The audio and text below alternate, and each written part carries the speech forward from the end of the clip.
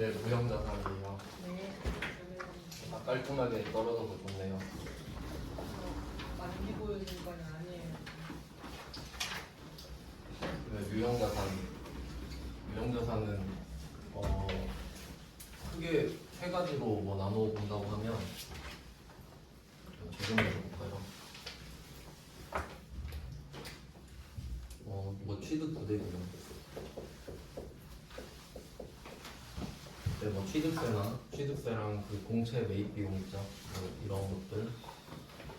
그리고 그 지출 있죠, 지출. 뭐 자본적 지출이라든가 수입적 지출이라든가 이것도 중요한 주제였고요. 그러니까 유형자산에서 특히 많이 나오는 주제 같아요. 그 다음에 세 번째가 뭐 감가상각. 이 정도로 좀 크게 볼 수 있을 것 같아요, 세계적으로. 그러니까 어떤 주제를 좀 공부하고 정리하실 때 너무 크게 잡아놓으면 좀 힘드니까 조금 쪼개놓는 게 좋아요. 이런 식으로 유형자산은 세 가지 정도 있다 이렇게. 그래야 머리에 또 잘 들어오고 하니까요. 그리고 이제 무형자산을 배울 건데 무형자산은 형태가 없죠. 그래서 애매해요. 형태가 없으니까. 네, 뭐 시험에 나오는 거는 거의 정해져 있긴 한데요. 그래도 좀 간략하게 이론을 소개를 해드리고 하겠습니다. 무형자산은 이 중에 좀 제일 중요한 게 개발비라고 있거든요. 개발비. 그러니까 좀 특이한 계정 과목인데 개발비면 B로 끝나잖아요.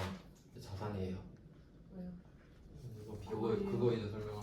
네. 네. 하는 좀- 건 아니죠. 그러니까 개발비인데 왜 비용이 아니지? 뭐 이거 가지고 좀 특이한 주제가 되는데 이 무형자산은 그게 가능해요. 그러니까 뭐 삼성 같은 회사를 생각해 보면 큰 대기업 있죠. 큰 대기업들은 연구소를 따로 만들어가지고 특허를 막 계속 개발하잖아요. 약간 그런 느낌. 그러니까 이 무형자산 중에 가장 대표적인 게 특허란 말이에요. 특허권. 안 보이는데 법으로 보장받잖아요. 이제 그런 걸 직접 만들 수 있다 이거죠, 회사가. 그럼 그 만드는 과정을 한번 생각을 해볼게요. 그러니까 이 무형자산을 만든다고 하면 그 제약회사가 제일 이런 거 좀 많이 해요. 연구 개발 이런 식으로. 제약회사가 약 만드는 회사잖아요.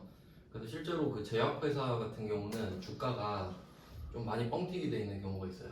왜냐면 이거 하나 터지면 대박이기 때문에 미리 올라가 있어요, 주가가. 기대를 반영하고 있으니까. 그럼 이제 연구 개발을 할 때 뭐 전문적으로 말을 하면 연구는 리서치라고 하고요. 들어보셨죠? 리서치. 개발은 디벨롭먼트. 그래서 합쳐서 연구 개발, R&D라고 하죠. 그러니까 이런 걸 전문적으로 하는 기업이 R&D 기업 뭐 이렇게 말을 하죠. 대전에 뭐 대덕 연구단지 이런데. 그럼 연구 개발을 하는 건데 이때 연구 같은 경우는 뭔가를 그냥 이거 너무 이론적인가? 아니, 시험이랑 상관없으면 안 되는데. 그냥 이 연구를 하고 개발을 하는 거예요. 그러니까 연구는 뭔가를 찾는 거예요. 하다가 이거 괜찮겠다 하면 개발하는 거거든요. 그러니까 무조건 순서는 연구하고 개발 이렇게 들어가요. 그럼 이때 연구할 때 들어가는 돈이 있을 거 아니에요. 이제 이건 비용이거든요. 당연하겠죠. 근데 이제 개발을 할 때는 또 나눠져요. 개발할 때. 그러니까 연구는 100% 비용이에요. 근데 이제 개발은 그 임상 뭐 몇 단계 이런 거 들어보셨어요? 임상 3단계 뭐 이런 거. 그러니까 좀 몇 단계 뭐 3단계 정도 들어가면 보통 좀 거의 확정됐다고 보거든요. 이제 그때부터 쓰는 돈은 자산이에요. 뭐 그런 느낌이 있어요. 그냥 몇 단계를 외우는 게 아니라 연구는 비용이고 개발은 뭔가 확실시 되기 전까지도 역시 비용, 확실해지면 그때부터 쓰는 돈은 자산이다. 뭐 그런 느낌으로 가는 거죠.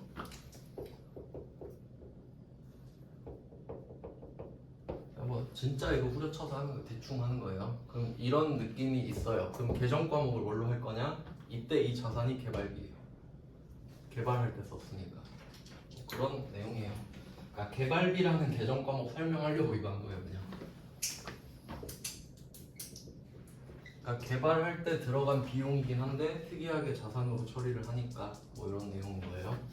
그리고 이 비용은 합쳐서 경상 연구개발비 이렇게 쓰고요.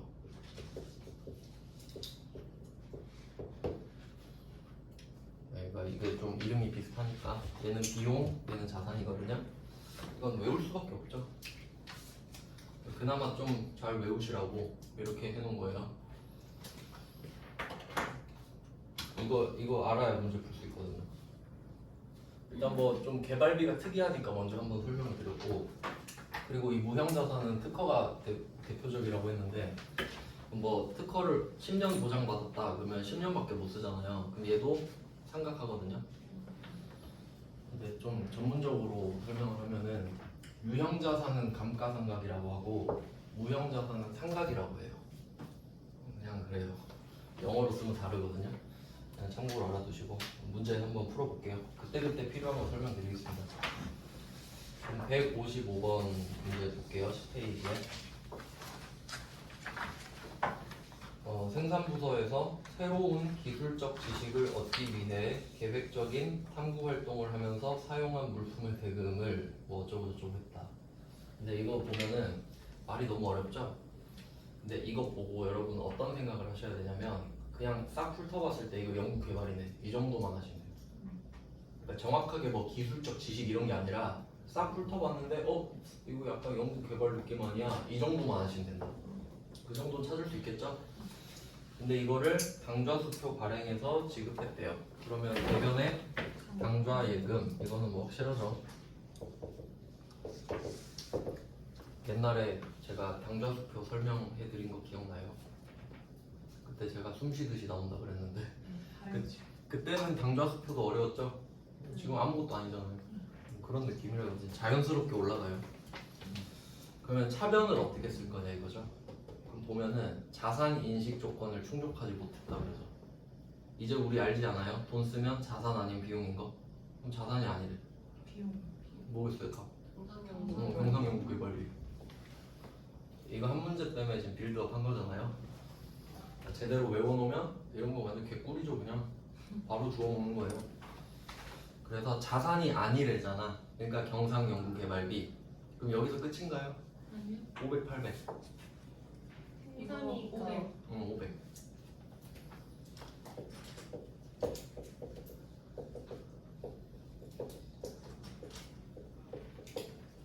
네, 이렇게 찾아주면 돼요. 그냥 지식형 문제죠, 이런 거는. 그러면 이렇게 나오면 어떻게 돼요? 자산 인식 조건을 충족했다. 그럼 개발비 몇 번? 500번, 800번. 500번. 자산은 돈 없다니까. 맞다. 자산 내 거. 비용은 쓰면서 이제 어디서 썼냐? 근데 800 나오기 쉽지 않을 거. 800? 아니지 생산도 아니고 제품으로 외우면 나오지 않을까? 근데 500이 좀 많을 것 같긴 하고요. 800도 흔하진 않은데 있지 않을까요? 아, 그러네. 제가 사례 한번 찾아볼게요. 그런 거 궁금한 거 있으면 물어봐 주세요. 찾아볼게요. 그럼 155번은 그냥 이렇게 푸는 문제였다라는 거고, 그다음 156번 갈게요. 신제품을 개발하고 특허권을 취득하기 위한 수수료 이렇게 돼 있죠. 그럼 앞에서 비슷한 거 했었거든요. 재고자산 할 때. 이 문제는 특허권을 취득하기 위한 에서 끝이. 특허권이라는 무형자산을 취득하기 위해서 이 돈을 썼거든요. 그러면 특허권이라는 자산의 취득 부대 비용이겠죠. 그래서 답이 특허권이에요. 그럼 계정 과목을 좀 알려드릴까요? 개발비 일단 있고 특허권 나왔으니까 특허권. 그러니까 보통 무형자산은 권자로 끝나요. 왜냐면 형체가 없잖아요. 그러니까 권리일 확률이 높거든요. 특허권 나왔으니까 갖고 나올 때마다 하나씩 적어봅시다. 답은 간단하니까 안 적을게요. 그냥 특허권이에요. 답. 그 다음 157번입니다. 향표권 무형자산. 이거 정액법으로 생각한대요. 저 특허권이 수수료라고 그랬는데요. 네. 그러면 그 원래 있던 아니구나 죄송해요. 그 뭐 혹시 수수료 비용 이런 거 생각한 거예요? 아니면 질문 정리해서 이따가 하세요? 네. 그럼 156번은 특허고 157은 아까 제가 말씀드렸죠. 무형자산은 상각이라고. 그래서 상각하기로 한다 이렇게 돼 있고요. 정액법도 배우셨잖아요. 그리고 참고로 그 무형자산도 상각 이슈가 있는데 가끔씩 그 상각 방법을 말을 안 해줄 때가 있거든요. 그러면 말 안 하면 정액법이에요. 그것까지 하나 추가로 하셔야 돼요. 그러니까 유형자산은 반드시 방법을 골라야 돼요. 반드시. 그러니까 말해줘. 정액법이다, 정률법이다. 근데 무형자산은 내가 합리적인 방법을 모르겠으면 정액법을 쓰라고 돼 있어요. 그러니까 말 안 하면 정액법인 거예요. 그러니까 문제 오류는 아닌 거예요. 근데 여기서는 뭐 말해주기도 했죠. 아 그리고 한 개 더 있다. 잔존가치도 0이에요. 특징을 좀 보면 삼각 방법. 근데 오해하시면 안 되는 게 이게 지금 이 분계 문제로 나올 수도 있고 말 문제로도 나올 수 있거든요. 근데 제가 방법 말 안 하면 정액법이라고 했죠. 근데 말 문제 이렇게 나와요. 무형자산은 합리적인 삼각 방법을 이용한다 이렇게 나오거든요. 맞는 말이에요. 왜 합리적으로 생각해야 될 거 아니에요. 근데 거기 하나 더 붙는 거예요. 다만 합리적인 방법을 모르겠을 때는 정액법을 사용한다. 이게 맞는 문장이에요. 알겠죠? 그러니까 합리적인 방법 써야지. 근데 유형자산은 합리적인 방법으로 써야 되는 거고 무형자산도 합리적인 방법을 써야 하는데 모르겠으면 정액법을 쓰라고 돼 있어요.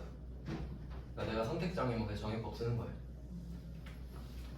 그러니까 말 문제 조심하셔야 돼요. 그러니까 이렇게 나올 수도 있잖아. 무형자산은 정액법으로 생각한다.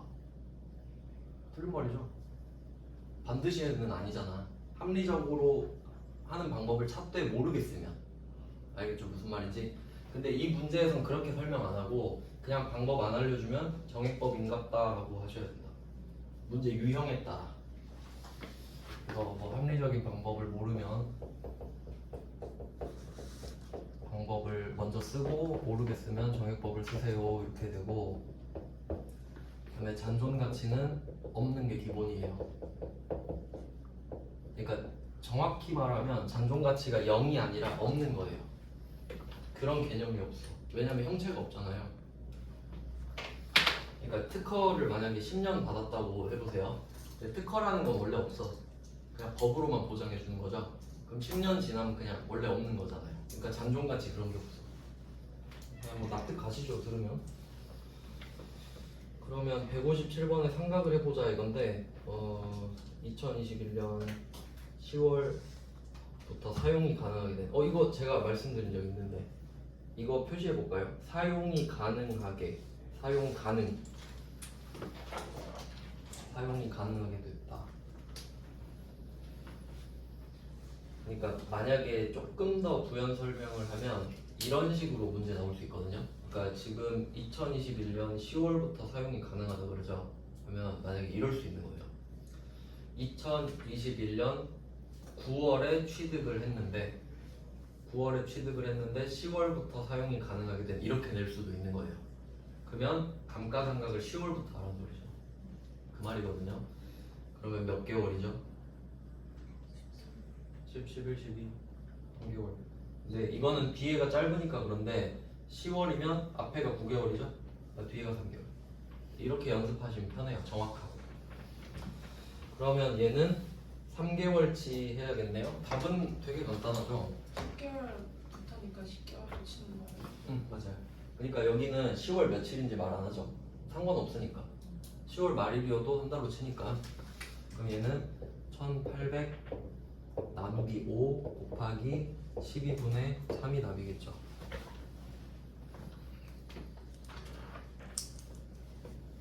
결국 계산 문제잖아요. 그냥 뭐 너 정액법 할 줄 알아? 이러고 그럼 아까랑 다른 거 잔존가치 안 빼죠. 없으니까 말 안 하면 없는 거예요. 말해도 없는 거예요. 잔존가치는 원래 없어. 무형자산은. 그래서 이 금액을 찾으시면 되고요. 그리고 분계도 좀 특이한 게 있어서 적어드릴게요. 금액은 90만 원이에요.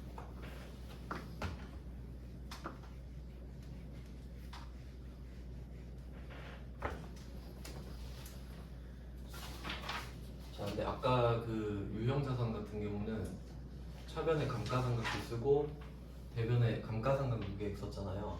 그러니까 이런 식으로 차감 계정을 만드는 거를 간접차감이라 그래요. 간접차감. 그러니까 진짜로 깎아버리는 게 아니잖아요. 그러니까 무슨 느낌이냐면 아까 3,000에 2,700 빼는 걸로 설명드릴게요. 3,000 하고 2,700을 따로 잡아서 300을 만드는 이 방법 있죠. 이게 간접차감이에요. 간접차감. 그럼 직접은 뭐냐? 3,000에서 2,700을 그냥 빼버려요. 그러니까 직접은 그냥 300 이렇게 써 있어요. 직접 빼는 거라고. 3,000에서 2,700을 그냥 빼버려요. 그러면 방금 했던 유형자산은 감가상각 누계액을 쓰니까 간접법으로 차감하는 거거든요. 근데 무형자산은 직접법으로 하거든요. 그래서 설명하는 거예요 지금. 그러면 90만 원이라는 금액은 구했는데 얘가 지금 상표권이잖아요. 그럼 상표권이 무형자산이라고 했으니까 그냥 그런 게 있는갑다 하시고 대변에 상표권을 깎아버립니다. 그냥 이렇게 감가상각 누계액 이런 게 아니라 바로 다이렉트로. 그리고 차변은 무형자산 삼각비 이런 걸 쓰고요.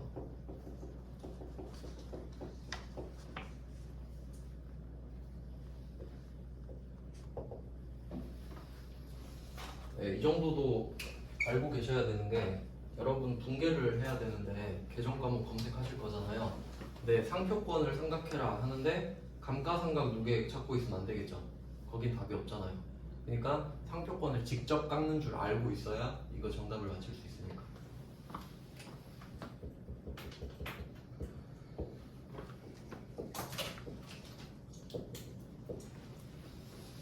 네, 그리고 얘도 비용이니까 500, 800을 정해줘야겠죠. 근데 몇 번인지 알 것 같아요? 500, 800 중에? 800? 800이에요. 이제 찍어도 맞히잖아요. 500이 아니니까 800이겠지.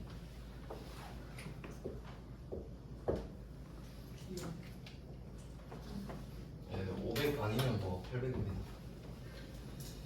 그 다음은 158번이네요. 158번에 영업권을 취득했다. 요것도 좀 특이하네요. 영업권. 영업권은 실제로 들어보신 적 없을 것 같은데 막 일상 용어가 아니거든요. 근데 영업권은 주로 어떨 때 쓰냐면 권리금 말할 때 좀 쓰거든요. 권리금 들어보셨어요? 바닥 권리금이라고. 어디 내가 점포 들어갈 때 어디 점포에 들어가고 싶어요. 근데 그 점포를 운영하던 사람이 그 말 하는 거야. 내가 이 바닥에서 장사하면서 여기 손님 많이 끌어놨다. 그러니까 여기 들어올 때 돈 주라고 나한테. 뭐 그런 게 권리금이에요. 목이 좋은데 뭐 그런 게 있죠. 그러니까 그게 권리금이죠. 권리에 대한 금액. 그럼 그 사람은 거기 나갈 때 또 권리금 받고 나가는 거예요. 그러니까 계속 고여 있는 거죠 거기서. 뭐 그런 느낌이에요. 근데 별로 와닿지 않잖아요. 그래서 저는 이 영업권을 뭐라고 생각하냐면 그 프리미엄 뭐 아파트 같은 데 많이 붙죠. 아파트 그 뭐 저기 어디냐 저기 학동 아이파크가 분양가가 뭐 4억 이렇게 시작했는데 8억 이렇게 되잖아요. 그 프리미엄 붙고 시작하고 시세 오르고 뭐 그렇게 되는 거죠. 그러니까 P가 그거예요. 그러니까 예를 들면 내가 청약에 뭐 분양가 4억짜리가 당첨이 되고 싶어요. 여기 위치가 너무 좋고 내가 살고 싶은 곳이에요. 그럼 당첨되면 4억 주고 들어가면 되죠. 근데 내가 당첨이 안 된 거야. 근데 여기 너무 살고 싶거든요. 그럼 여기 당첨된 사람한테 가갖고 야 내가 5억 줄게 나한테 팔아. 그럼 1억 더 줬죠. 그게 P잖아. 프리미엄. 그게 영업권이에요. 그냥 대충 설명하면 그래요. 원래는 이 기업 합병할 때 나오는 건데 기업끼리 합병할 때 근데 뭐 그렇게까지 복잡하게 할 필요는 없으니까 그냥 그런 게 있나 보다 정도. 그냥 여기서 뭐 그 정도 하면 될 것 같은데 그런 게 있나 보구나 할게요. 영업권이니까 상각을 무형자산이니까 상각을 한다고 하나 봐요. 내용 연수는 5년이고 정액법 표시 방법은 직접법을 채택하고 이 말 나왔죠. 그러니까 이 말은 사실 필요가 없어요. 그러니까 원래 무형자산은 직접법으로 하거든요. 보통 그냥 확실하게 한 번 더 말해준 거다 이 정도 생각하시면 되고요. 그리고 뭐 아까 말씀드렸었는데 정액법이 나온 이유는 정액법이 합리적이라고 생각해서 정액법을 고른 겁니다. 지금 상황에서는 말이 없으면 그걸 몰라서 정액법을 쓰는 거고. 그리고 또 월할 상각한다라고 나오잖아요. 이것도 당연한 말이고요. 영업권의 2011년 기말 잔액은 4,500만 원이다. 뭐 이런 말을 하고 있네요. 무슨 말이지? 아 이거 역추적하는 거네. 세무 1급 거니까 안 할게요. 이거 역으로 추적하는 문제예요. 그 방법만 한번 말씀드릴까요? 그러니까 지금 이게 6개월 지났잖아요. 그러면 6개월이 지났는데 내용 연수가 5년이죠.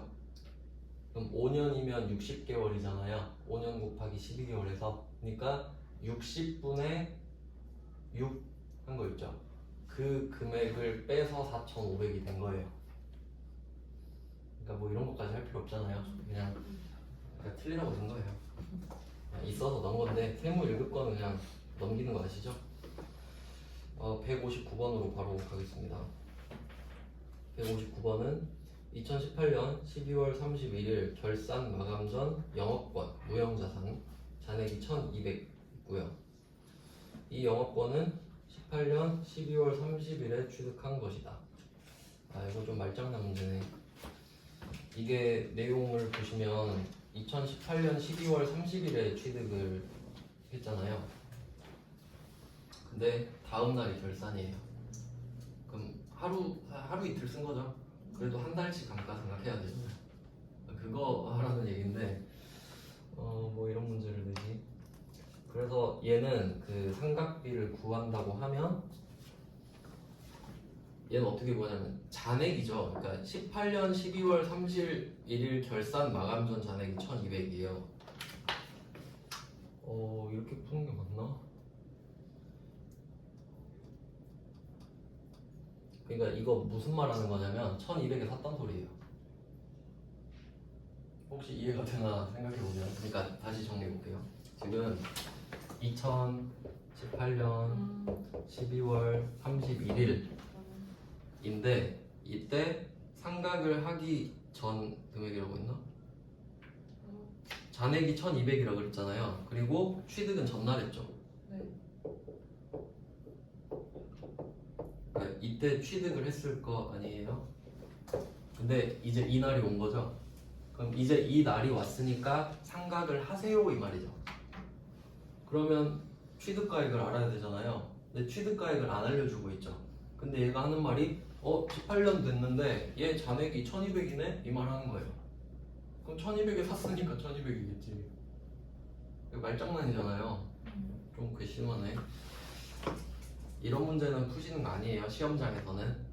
알겠죠? 이런 거에 발목 잡히면 안 돼요. 진짜로. 그냥 뭐야 쓰레기네 하고 버리셔야 돼요. 근데 지금은 그냥 문제 푸니까 설명해 드리는 겁니다. 그러니까 결국은 1,200에 취득을 해서 이틀 지난 다음에 그대로 1,200으로 왔을 거 아니에요. 그러니까 이걸 취득 원가로 삼아서 상각하라 이 말이잖아요. 그러니까 답은 1,200 나누기 5 곱하기 12분의 1이 되겠죠. 한 달치 상각을 하는 소리니까 좋은 문제 같지는 않은데요. 160번입니다. 160번 19년 결산 마감 전 영업권 잔액이 600만 원이 있다. 그러니까 지금 영업권이 쭉 나오고 있는데 영업권이 뭔지는 몰라도 문제를 풀 수 있죠. 그 정도로 돼 있습니다. 그럼 잔액이 600이라고 하고요. 이 영업권은 2017년 1월 초에 취득한 것이다. 요거 머리 좀 써야 되는데 19년 마감 전 600이에요. 5년간 월할 변동 생각하고 있다.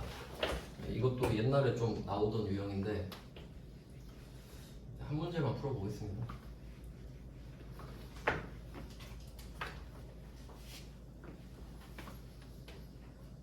얘는 2017년 1월 초에 샀어요.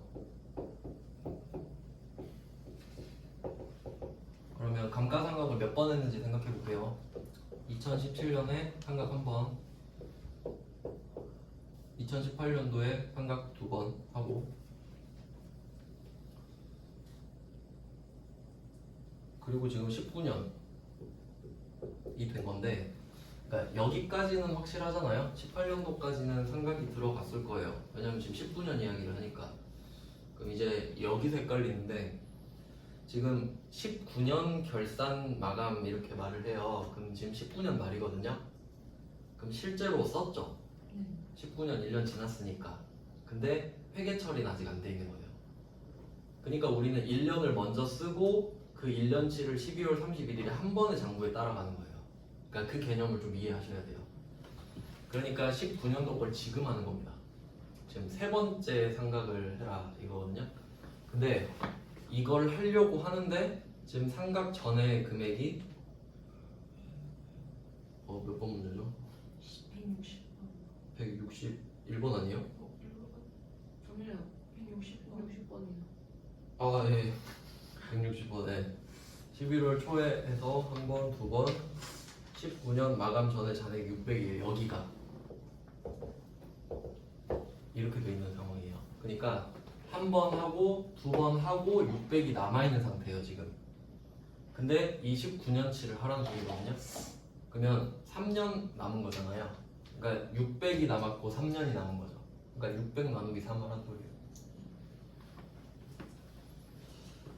이런 거는 하면 안 될 것 같은데요. 별로 좋은 문제가 아니에요. 그러니까 이런 문제가 조금 나와서 이렇게 모아놓은 것 뿐인데 별로 풀 가치는 없는 것 같아요. 넘어가겠습니다. 네, 이제 111페이지인가? 네, 11페이지로 가볼게요. 600 나누기 3이요? 네, 600만원입니다. 네, 정확히 해요. 600 나누기 3 곱하기 12분의 12. 왜 뭐가 이해 안 돼? 두 번 하고 600 남았고 3년 남았고. 그래서 600 나누기 3 하면 어차피 그러니까 이건 이렇게 추적할 수 있어요. 그러니까 이걸로 그러니까 말 문제를 내면 이렇게도 낼 수 있어요. 얘 취득 원가는 이렇게 하면 얘 1000만원이에요. 왠지 생각해봐요. 600 나누기 3 하면 200이죠. 그럼 200씩 두 번 깎았을 거 아니야. 더하면 1000이겠죠. 그러니까 1800, 600, 400, 200 이렇게 가니까 그냥 역추적 하라는 건데 굳이 이런 거 할 필요 없죠. 실무에서는 그냥 장난치는 문제예요. 11페이지도 다 1급이에요. 전선. 그러면 바로 넘어갈게요. 아 1급 거를 빼야 되나.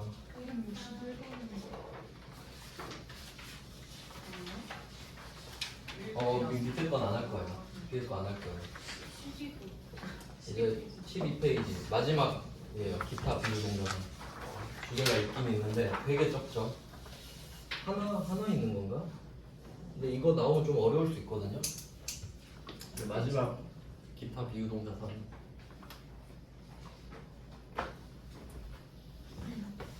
요거는 아마 하나밖에 없을 것 같은데 바로 문제 볼게요.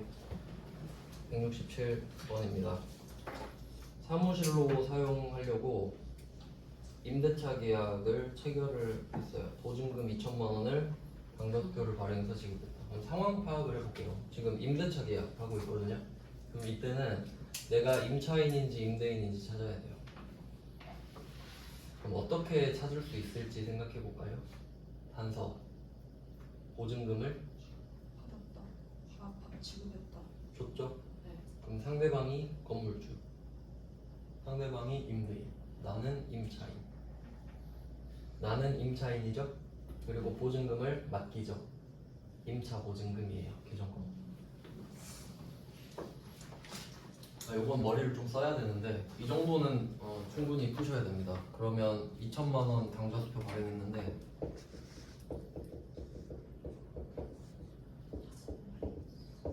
일단 확실한 거부터 쓰세요. 헷갈리면 이렇게 당좌예금이 차감된 거를 먼저 쓰고요.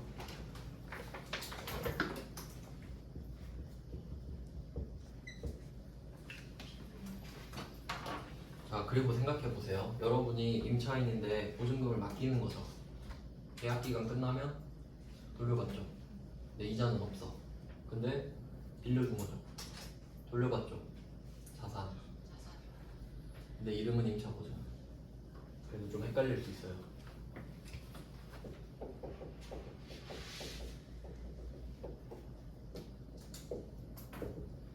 그러니까 여러분이 실제로 보증금을 준다고 생각하시면 돼요.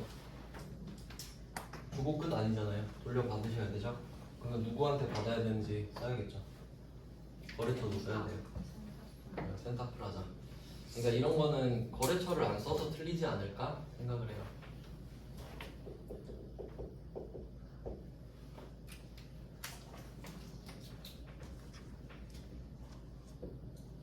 그러니까 얘는 왜 좀 위험하냐면 외워서 풀면 틀려요. 왜냐면 차 들어가는 게 얘 차자 들어가는 거 생각해 볼게요. 임차료. 그러니까 임차 보증금이랑 임차료는 같이 나오거든요. 그러니까 여러분이 보증금도 맡기고 월세도 내면 임차료가 또 나오는 거죠.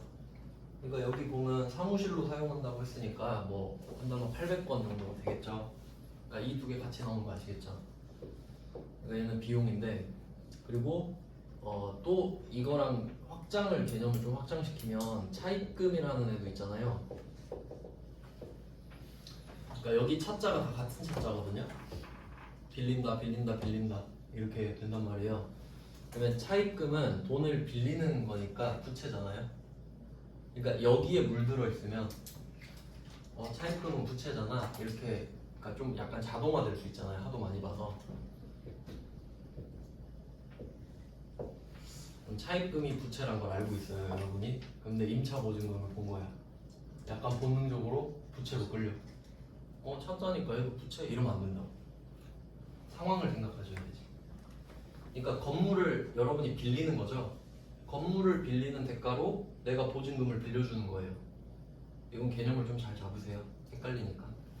그럼 상대방은 뭐겠어요? 임대 보증금이겠죠. 임대 보증금. 상대방 중개가 뭘까요? 상대방은 수표 받았죠. 현금 2,000 이렇게 되겠죠. 임대 보증금. 그럼 왜 임대 보증금이 대변에 있을까? 부채죠. 이 돈을 받았는데 돌려줘야 되잖아요. 그러니까 부채. 반대 공개는 이래요. 생각해 보시면 되겠고, 그 다음은 168번 가겠습니다. 동국 소유의 건물로 사무실 이전을 하면서 임차보증금 1,500만 원 중 2월 3일 지급한 계약금 500만 원을 제외한 1,000만 원을 보통예금으로 지급하였다라고 하네요. 좀 복잡해 보이죠? 네, 계약금이 있었네요. 그럼 이것도 좀 헷갈리니까 분개를 다 적어볼게요.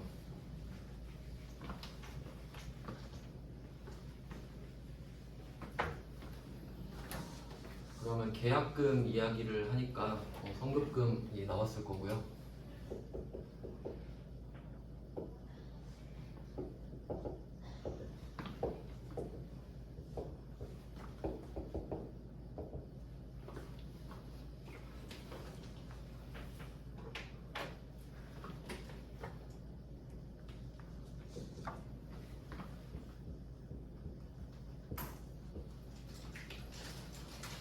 계약금을 지급했을 때 이런 회계 처리를 했는데 이것도 성급금도 거래처 써야 됩니다.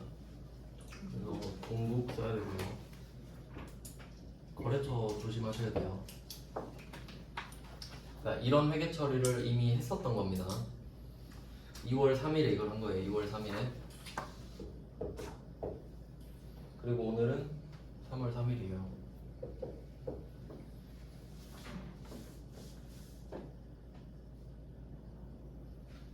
그러면 토탈 금액이 1,500이고요. 이거 빼고 나머지 1,000만 원을 줬다고 하니까 그러면 성급금을 정리해 주면 되겠죠.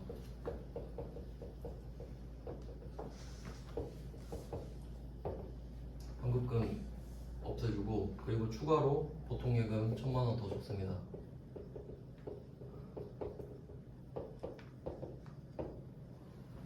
일단 대변은 이렇게 정리가 되고요.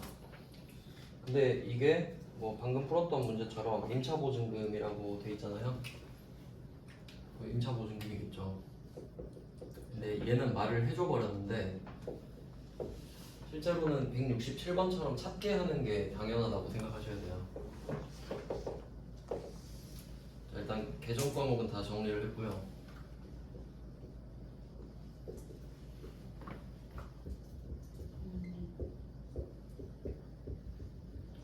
선생님 그거 상급금이나 보통예금 순서 바꿔서 적어도 상관없어요? 네네 맞아요. 상관없어요. 그러니까 한 거래가 세트로 맞으면 돼요.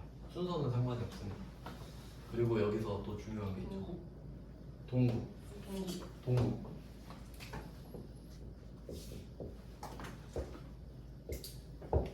이유는 이 선급금의 동국은 없어지는 동국이고요. 만들어졌다 없어지는 거. 얘는 이제 시작하는 동국. 임차 보증금을 돌려받을 때 또 없애겠죠. 여기까지는 좀 무난한 편인데 169번이 좀 어렵습니다. 169번은 미지급금으로 계상되어 있는 공장 임차료 300 그리고 보증금. 그러니까 여기서 3개 나오는 거거든요. 미지급금 개정 과목 하나 나왔고 공장 임차료 나왔죠. 500번 임차료 또 하나 나왔고 그 다음에 보증금이라고만 써있지만 찾을 줄 아셔야 되죠.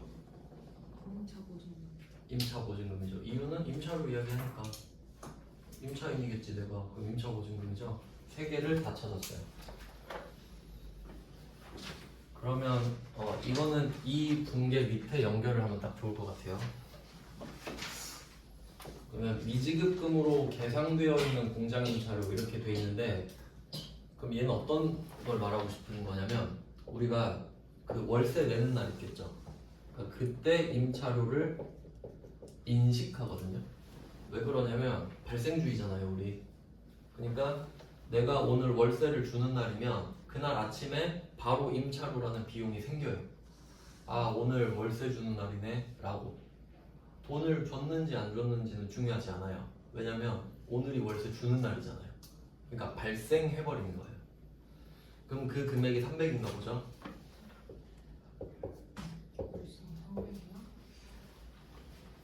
여기는 더 비쌀걸요? 이 학원은 500, 1000 뭐 이런 데 있잖아요. 명동 올리브영 뭐 이런 데. 그러면 이때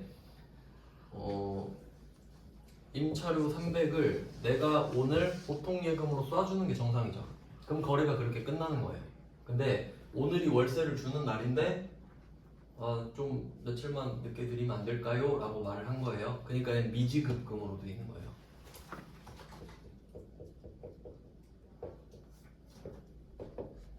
거래가 끝나지 않은 거죠. 그러니까 이 상황을 말하는 거잖아요. 미지급금으로 계상되어 있는 공장 임차료. 이것도 진작에 끝났습니다. 지금 하라는 게 아니죠. 이미 이렇게 했다.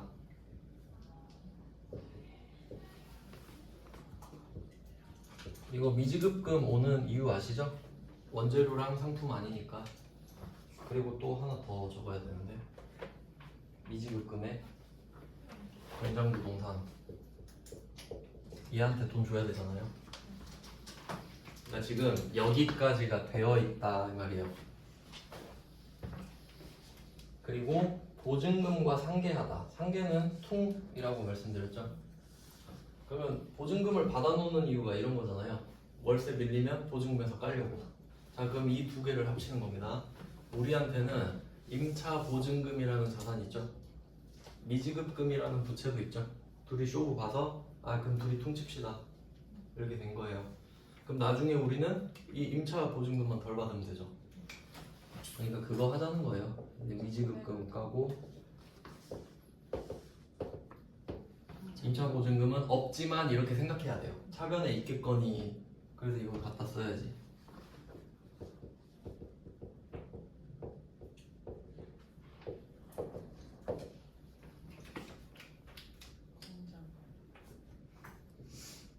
그러면 공장을 어디다 써야 되죠? 둘 다. 오, 맞아요. 둘 다 써줘야죠.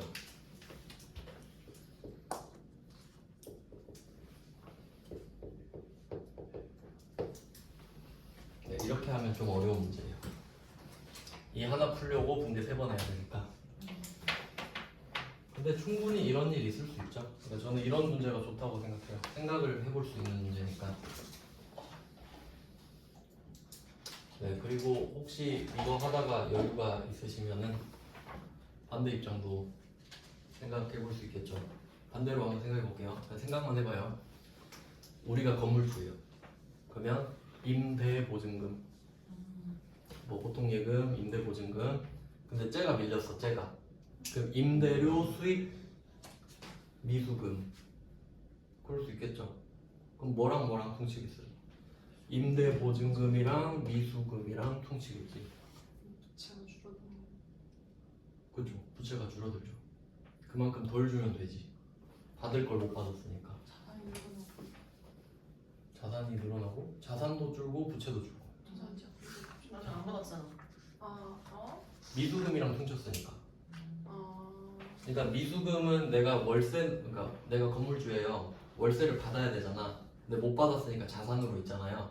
근데 그 와중에 보증금을 줘야 될 의무도 있죠. 그 두 개 퉁치니까 자산이랑 부채랑 같이 줄지. 그러니까 그거 생각해 보셔야 돼요. 상황을.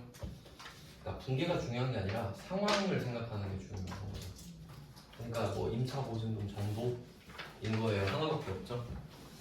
그럼 이제 비유동자산도 끝났고 원래 이제 부채 해야 되는데 부채